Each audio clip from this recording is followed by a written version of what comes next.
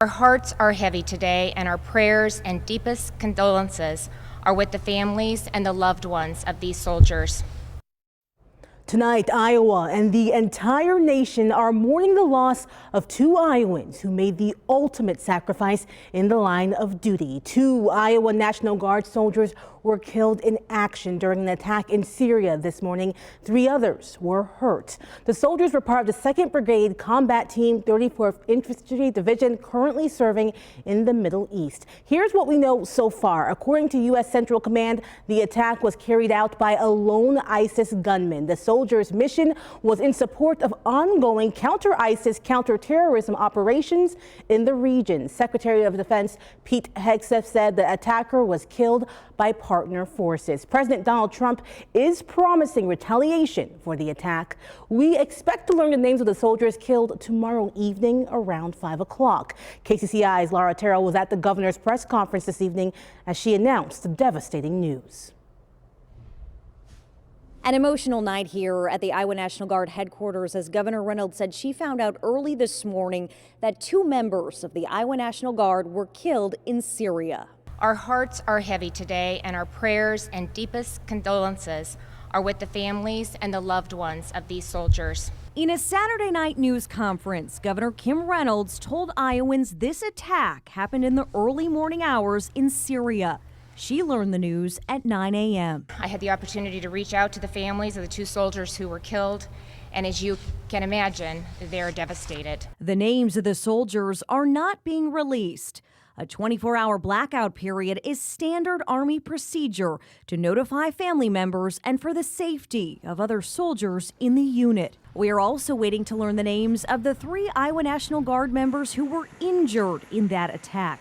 Two of them are recovering in a hospital in Jordan and will eventually be evacuated to Germany. They are stable, in critical condition, but both stable, and both have made progress throughout the day. That's about all I can say on that. Major General Stephen Osborne calls this an ambush attack by a lone ISIS gunman. The attacker was then engaged by U.S. and partner Syrian forces and was killed. The Iowa National Guard says the soldiers involved were part of the 2nd Brigade Combat Team, 34th Infantry Division. U.S. personnel were conducting a key leader engagement. Their mission was in support of ongoing counter-ISIS and counterterrorism efforts in the region, and this incident remains under investigation. Major General Osborne says there are currently 250 Iowa National Guard members in Syria right now. Not only are they away from their families for the holidays, but now they are grappling with this devastating news. Governor Kim Reynolds says her heart remains with the families. I've given them my cell phone number, so if there's anything that they need from us, that they can call us. Call me night or day, and we'll do what we can to help. The Iowa National Guard says the last time an Iowa National Guard member was killed in the line of duty was in 2011 in Afghanistan. In Johnston, Laura Terrell, KCCI 8 News, Iowa's news leader. And we continue to hear from Iowa leaders after the attack. I spoke with Congressman Zach Nunn, who served with the Iowa National Guard for nearly a decade, and that includes in 2019 when he deployed to the Middle East as part of Operation Inherent Resolve. Congressman, thank you again for speaking with us today on something that's very difficult. Can you talk to us about when you found out, your reaction, as well as what you want to say to their families?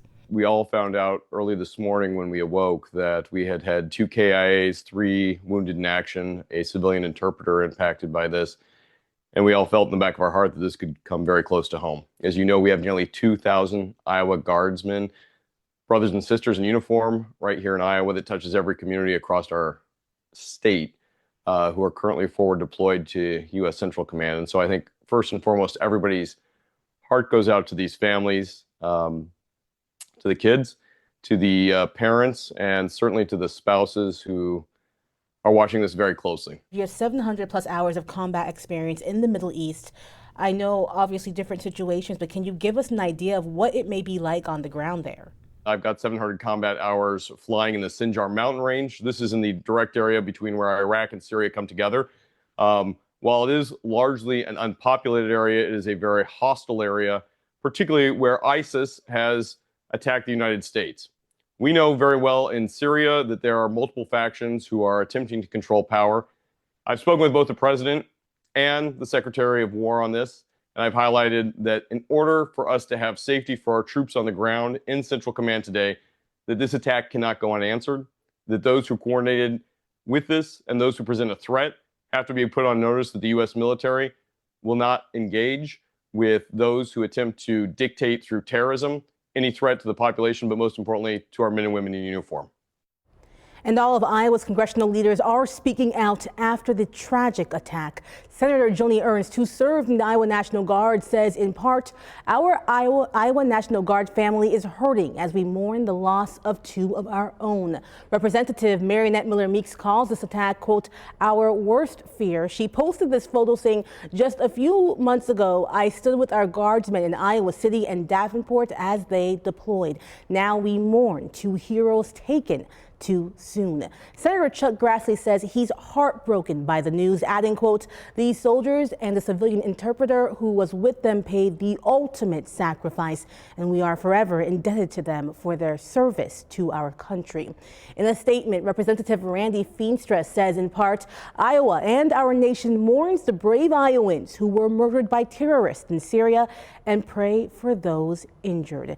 And Representative Ashley Hinson saying, quote, anyone who attacks our troops must and will be held accountable. I join the president, governor, and all Americans in lifting up the families of the fallen in prayer. Iowa National Guard troops were deployed in May as part of Operation Inherent Resolve. The mission officially started in 2014 to help defeat ISIS in Iraq and Syria. In 2019, the commander of U.S. Special Operations Command told Congress ISIS had been defeated, but he also warned there were still insurgent groups loyal to ISIS. In 2024, Inherent Resolve transitioned into a stabilization effort. That's according to a report from the Inspectors General for the Departments of State, Defense, and International Development. A report from that same group in April of this year said they were working to downsize the U.S. military footprint in the region.